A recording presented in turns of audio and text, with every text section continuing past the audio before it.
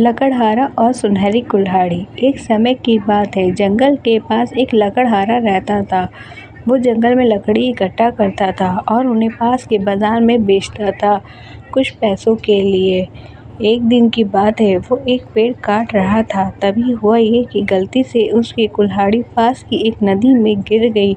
नदी बहुत ज़्यादा गहरी थी और वास्तव में तेज़ी से बह रही थी। उसने बहुत प्रयत्न किया अपनी कुल्हाड़ी को खोजने की, लेकिन उसे वो नहीं मिली। उसे लगा कि उसने कुल्हाड़ी खो दी है।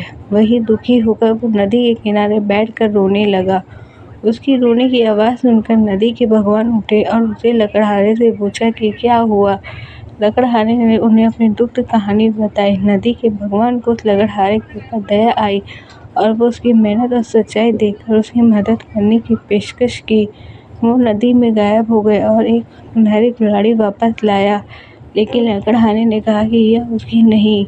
वो फिर से गायब हो गए और अब उन्होंने चांदी की कुल्हाड़ी लेकर वापस आए, लेकिन इस बार भी लकड़हारे ने कहा ये कुल्हाड़ी उसकी भी नहीं है। अब नदी के भगवान पानी में फिर गायब हो गए और अब की बार वो एक लोहे की कुल्हाड़ी के साथ वापस आ गए। लकड़हारे को कुल्हाड़ी देखकर लकड़हारा मुस्कुराया और कहा, यह उसकी कुल्हाड़ी है। नदी के भगवान ने लकड़हारे की ईमानदारी से प्रभावित होकर उसे सोने की, चांदी की दोनों कुल्हाड़ी में भेंट किया। कहानी की सीख। इस कहानी से हमें ये सीख मिलती है कि ईमानदारी सर्वोत्तम नीति है।